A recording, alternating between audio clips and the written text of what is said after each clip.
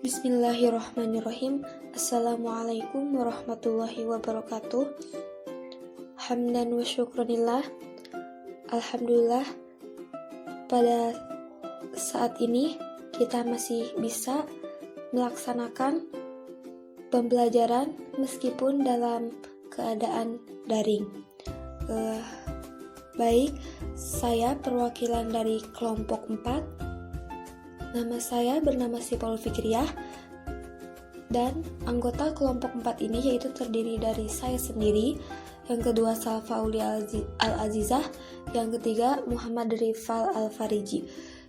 Di sini saya akan mempresentasikan materi mata kuliah media pembelajaran mengenai penulisan naskah media. Nah, sebelum ke lebih lanjut, di sini saya terlebih dahulu akan menjelaskan apa itu naskah dan apa itu naskah program media. Nah, di sini terdapat beberapa pengertian dari naskah. Yang pertama, naskah merupakan rancangan cerita atau pedoman untuk menentukan urutan kejadian materi yang saling berhubungan antara satu kejadian dengan kejadian lainnya. Pengertian yang kedua, naskah merupakan tempat di mana ide-ide maupun imajinasi yang ditulis dan disusun menurut suatu urutan yang teratur dan sistematis. Pengertian yang ketiga, naskah merupakan suatu gambaran kasar tentang apa yang ditampilkan pada layar komputer. Tiap lembar naskah akan mewakili satu tampilan layar komputer. Naskah bisa dikatakan baik apabila dapat memberikan panduan bagi kita yang akan memproduksi yang nantinya akan bersama-sama untuk menerjemahkannya ke dalam bentuk tampilan gambar, foto, audio, animasi, maupun media dan sebagainya. Nah, setelah kita mengetahui pengertian dari naskah yang telah disebutkan pengertiannya beberapa tadi, kita lanjut ke pengertian naskah program media. Naskah program media merupakan bentuk penyajian materi instruksional berupa teks, gambar, dan suara, serta sebagai penuntun dalam memproduksi program media. Dalam artian, naskah tersebut menjadi penuntun kita dalam merekam suara, memadukan gambar dan suara, memasukkan musik dan efek-efek sehingga menarik serta mudah diterima.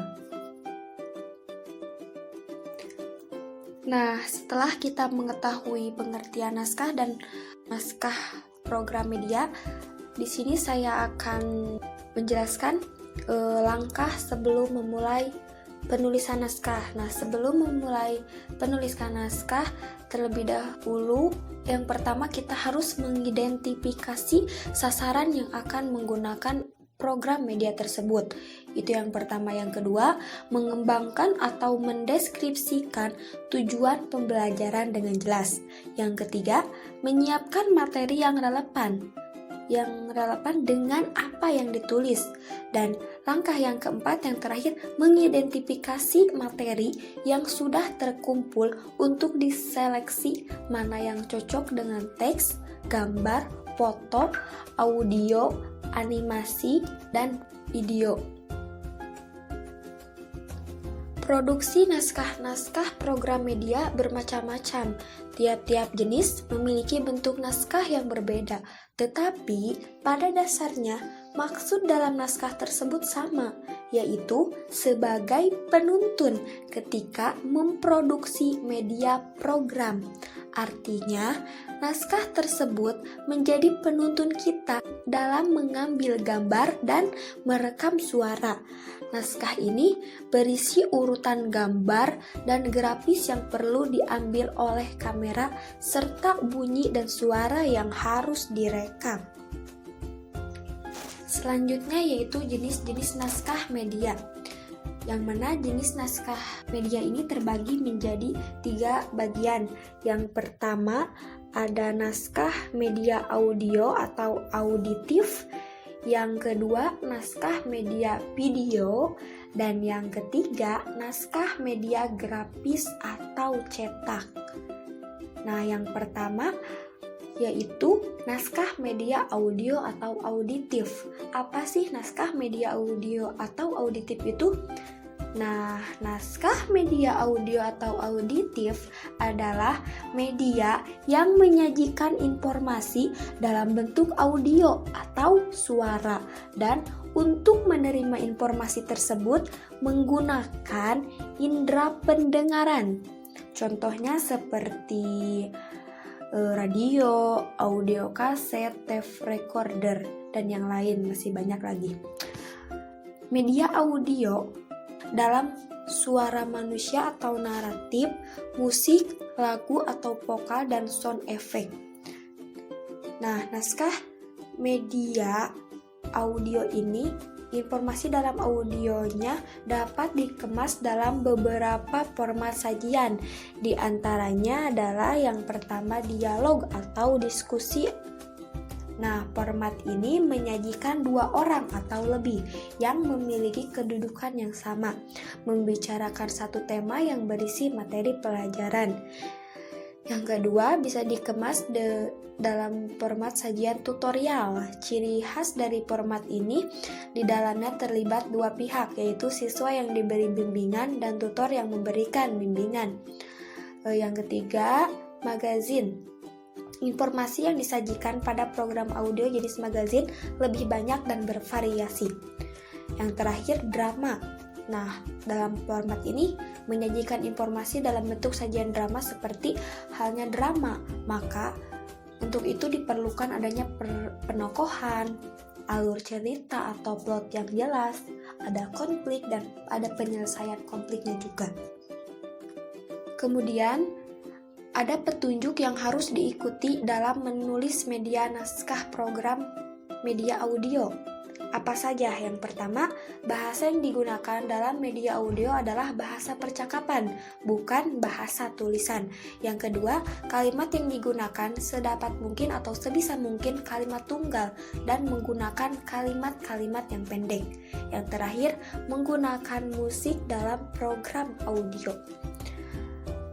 Lalu, pemilihan musik yang akan digunakan dalam program media audio, diantaranya musik yang sering digunakan itu ada 4. Yang pertama, musik tema. Yang kedua, musik jembatan atau bridge. Yang ketiga, musik latar belakang. Dan yang keempat, musik smash.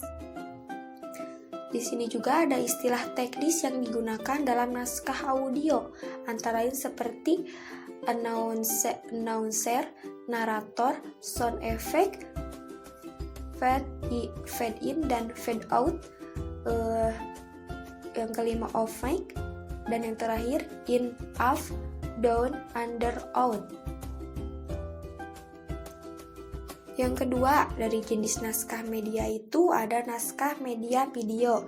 Naskah media video adalah media yang mempunyai unsur suara dan unsur gambar, sehingga untuk menikmatinya perlu indera pendengaran dan penglihatan. Contohnya seperti film, VCD, DVD, animasi, dan lain-lain. Dalam hal ini tidak diperlukan lagi narasi atau percakapan yang panjang. Mengapa? Karena sudah dapat diberikan oleh visual atau gambar. Perlu kita ketahui ada 2 macam naskah dalam media film bingkai, yaitu yang pertama ada storyboard script dan yang kedua shooting script. Lanjut ke pembahasan selanjutnya, yaitu ada tahapan-tahapan pembuatan naskah audio visual atau naskah media video. Nah, yang pertama langkahnya yaitu sinopsis. Nah, yang mana sinopsis ini diperlukan untuk memberikan gambaran secara ringkas dan padat tentang tema atau pokok materi yang akan digarap. Nah, tujuan utamanya dari pembuatan sinopsis ini adalah supaya mempermudah pemesan menangkap konsepnya, mempertimbangkan kesesuaian gagasan dengan tujuan yang ingin dicapai dan menentukan persetujuan. Itu tujuan utamanya. Yang kedua tahapannya yaitu treatment. Nah, treatment mencoba memberikan uraian ringkas secara deskriptif, bukan tematis, tentang bagaimana suatu episode cerita atau rangkaian peristiwa instruksional yang akan digarap sebagai ilustrasi pembanding. Yang ketiga, storyboard merupakan rangkaian kejadian yang dilukiskan pada treatment tersebut, kemudian divisualkan ke dalam perangkat gambar atau sketsa sederhana pada kartu berukuran lebih kurang 8x12 cm. Tujuan pembuatan storyboard ini adalah untuk melihat apakah tata urut akan divisualkan telah sesuai dengan garis cerita atau plot maupun sekuensi belajarnya, serta melihat kesinambungan arus ceritanya apakah sudah lancar atau belum. Yang keempat yaitu skrip atau naskah program. Semua keterangan yang ditemukan dari hasil coba-coba dengan storyboard tersebut kemudian dituangkan dalam bentuk skrip atau naskah program menurut tata urutan yang dianggap sudah benar. Format penulisan naskah film dan program video pada prinsipnya sama, yaitu dalam bentuk halaman berkolom 2. Yang terakhir adalah pembuatan skenario. Skenario ini lebih merupakan petunjuk operasional dalam pelaksanaan produksi atau pembuatan programnya. Skenario sangat bermanfaat bagi teknisi yang akan melaksanakan dengan tanggung jawab teknis operasionalnya. Jadi sangat bermanfaat bagi seorang teknisi dalam tahapan skenario ini. Selanjutnya yaitu jenis naskah media yang ketiga yaitu naskah media grafis atau cetak. Naskah media grafis atau cetak adalah media yang dihasilkan dengan cara dicetak melalui teknik manual atau dibuat dengan cara menggambar atau melukis, teknik printing, sablon atau offset, sehingga media ini disebut juga media printed material atau bahan-bahan yang tercetak. Lalu di sini yang termasuk ke dalam media grafis atau media cetak diantaranya bagan, poster, grafik, diagram, karikatur, dan media foto. Kemudian media pembelajaran dalam bentuk cetakan seperti buku ajar, modul, dan sejenisnya paling banyak digunakan dan diproduksi. Media dalam bentuk ini relatif mudah dan praktis dalam pemanfaatannya. Media pembelajaran dalam bentuk cetakan banyak jenisnya, antara lain adalah yang pertama modul atau buku ajar, yang kedua buku teks, dan yang terakhir bahan presentasi.